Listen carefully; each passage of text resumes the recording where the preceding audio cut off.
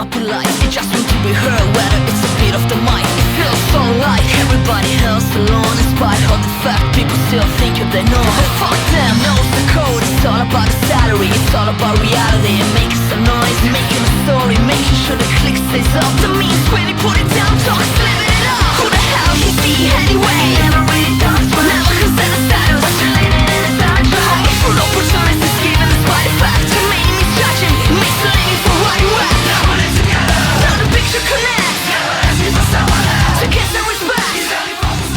音乐也小一点声啊，大家也看到了啊，我个人感觉最好的片头已经诞生了。当然这主要是得益于原画 DJ 老师这精美的画作啊。去年大概也是这个时候，我们也有讲过由 D1 出品的那款小黑角。我当时对那款产品的感受呢，就是一个很讨喜、很讨巧、很轻盈、有趣、可爱的玩具，市面上少见的一种风格。时隔1年的时间呢 ，D1 也再次做了一个新系列，一个围绕着僵尸与废土的世界观。乐子小全儿大，各位老铁大家好，欢迎收看这期玩排齐。今天呢，就诚如大家所见的，分享一下 D1 出品的雅仔。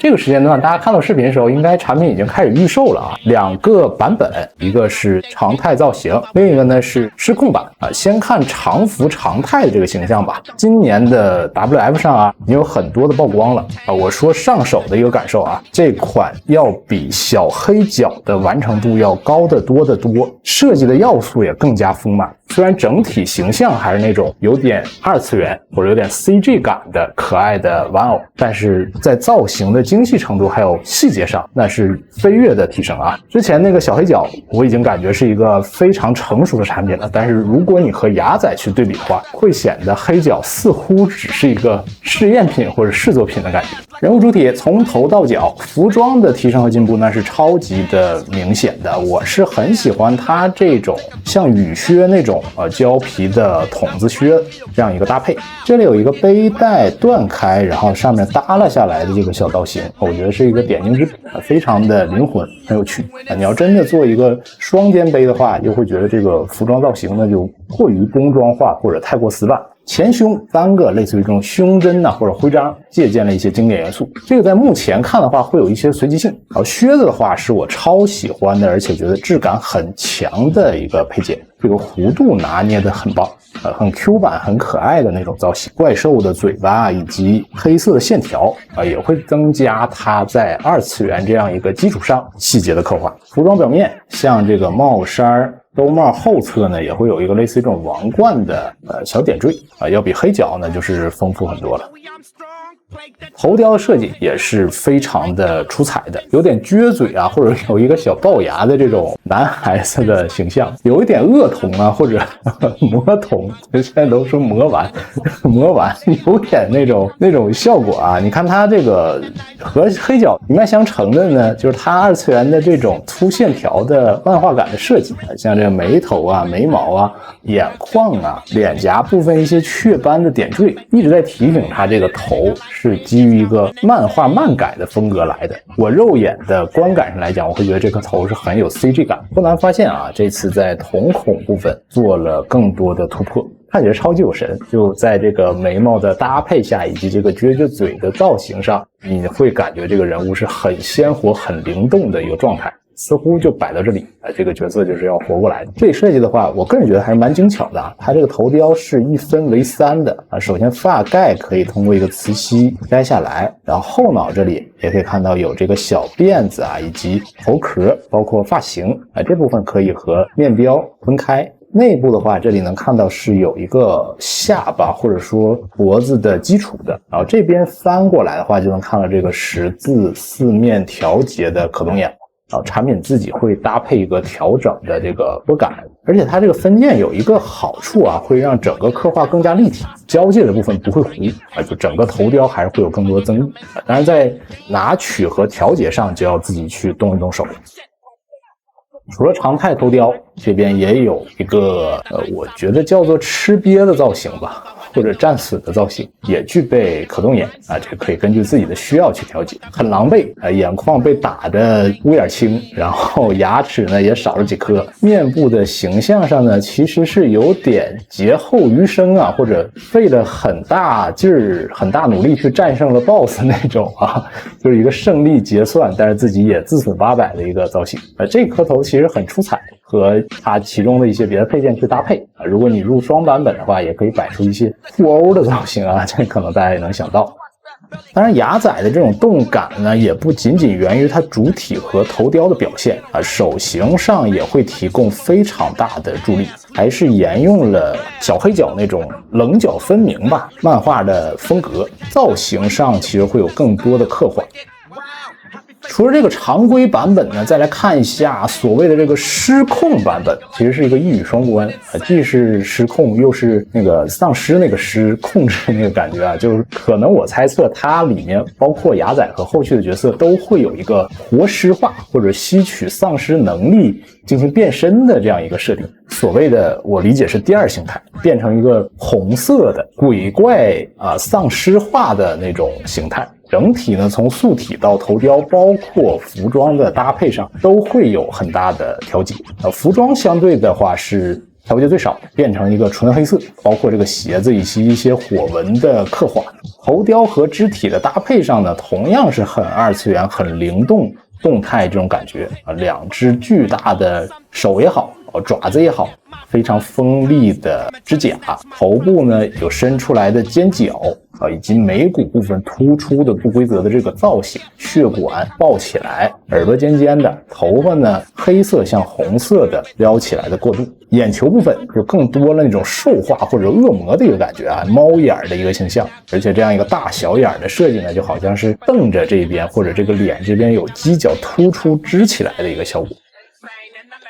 然后失控版本除了它主打这个尸化变身的造型以外呢，额外还会给你佩戴一套常规素体和头雕包括手型这个你要自己再去和这套黑色服装进行一个匹配啊。安装好之后呢，就是一个红眼造型下，我觉得黑化的牙仔。战斗力上来讲啊，实话实说，这个黑色会让我感觉它攻击性更强，黑化强3倍的那种设计，因为它不光是服装的颜色有变动，在手型的颜色包括头雕肤色的这个刻画上，也会给你一种偏白一点的这种更冷一点的色调。然后像指甲部分呢，也做了一个像小组织一样的那种涂黑的设计，瞳孔这个眼睛变成了一个黑底红瞳赤瞳的这样一个效果啊，整体像是那种入魔的感觉。整体在设计上呢，就和普通版本这个原版一样出色。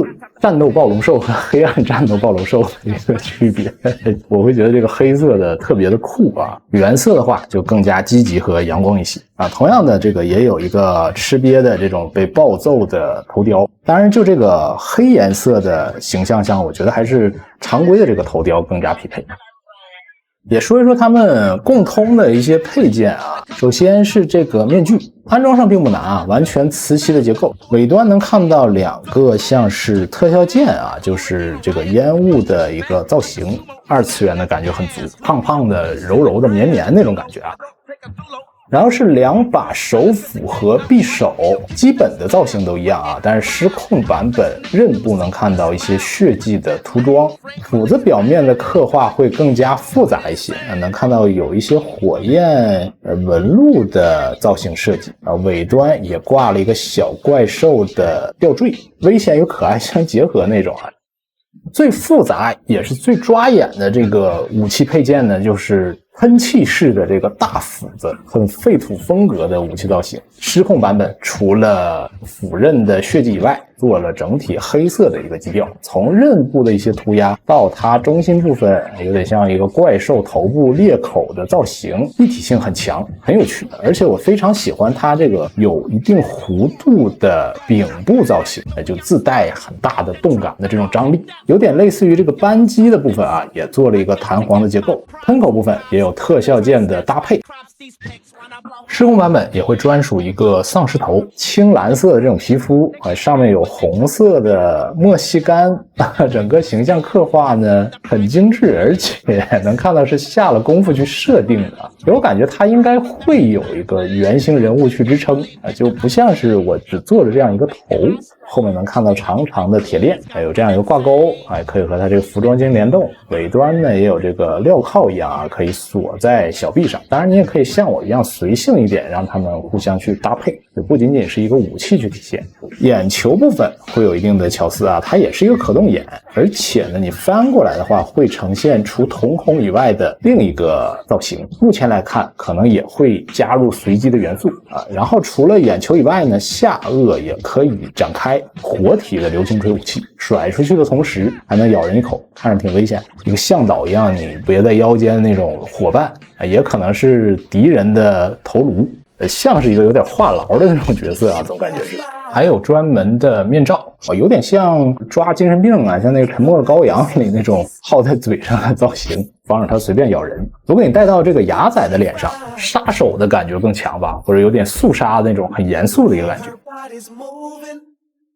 然后可动部分也要简单跟大家聊一聊可能大家会觉得这个是基于黑角的那个素体嘛，都是相似或者差不多这个幅度，但实际呢对于牙仔的形象呢，它还是做了一定的优化设计。很直观的一点就是头部有一个超大的俯仰角度，就完全可以呈现一个眼睛向上去看那种造型。这个比较二次元的形象有一个摄影的角度非常好，让人物站着向上去看然后从这个角度往下打俯视的一个这个视角，它应该是有考虑到玩家会有这个需求。手臂这个地方平举的幅度也非常的大这个弯折什么就不说了都没有什么问题。这里呢也做了一个比较紧实的处理就它的支撑性会比较强，便于你单手抓这个大斧子或者举斧子的一些动作设计。腰身部分做了一定的提升，就是向后的这个角度也会更大，抬腿一些屈膝的造型这个就不多说这个都没有什么太大问题。当然了有一点其实是它设计上要做妥协的地方，鞋子这个部分高帮的结构能看到它这个靴口做了一个偏宽偏大的设计，可以给脚腕预留更大空间，但是相比那种低帮的鞋子露出脚踝的鞋子确实还会弱很多。当然好在它的鞋底鞋面够大，可以摆出一些行走前进的造型。同样的它底部也会有一个磁吸的结构，目前来看就是比较常见的一个设计，方便你做出一些单腿的造型展示。虽然在 WF 上已经很近距离的去看过这款产品，但是它最终在推出之后做了一个这个算是失控版本和异色，可能还是出乎很多玩家的意料，有更多不同的展示，是绝对超级能打的就它上手的这种扎实的感觉，还有给你的这种质感的表现，这个产品在市面上相同风格的其实比较少有一些想要走这种路线的呢，可能最终呈现上呢多少会有那么一丢丢拼凑和尴尬。D1的产品就没有这种感觉，我理解的是它在基本的最基础关于人物这个设定上非常强，比如说它这些漫画就是立得住。起码对于我个人来讲，原创的玩具就很喜欢它做一些基础的设定和设计，而且玩具本身丰富的造型设计、武器配件，包括不同形态的展示也会反哺这个原设更加丰满。而且从主体还有配件上就是它这个基本的设定就特别的有活力很轻盈我说的可能有点云里雾里就比如说这个斧子就哪怕不做什么造型，你也觉得它好像要飞出去要砍到你。你比如说这个僵尸这个头这个眼睛叽里咕噜的可以转，这个牙齿呲出来，好像放到这里下一秒就要扑过来去咬你。牙仔本身就更不多说它就是这个拽拽的这个撅着嘴这个造型，似乎马上就要去做一个类似于李小龙这种擦鼻子金鼻子的这个动作就整体这个玩具放在你的桌面上，你就感觉它是要活起来动起来的一个状态。说的可能有点夸张但是就让我这种喜欢原创玩具的玩家有这种眼前一亮的体验不能说跃然于纸面吧，就跃然于桌面的那种感觉。而且多个造型搭配到一起，互相可以有一些情景的联动，也很上账就玩法上很突出，区别还是很大的。你觉得它完全是不同同的一个人格或者另一个角色一样啊，还是基于自己的喜好去选择。而且这个失控版本呢，其实你要想去还原一个双造型的话，要自己动手去切换啊，因为它只附带了素体。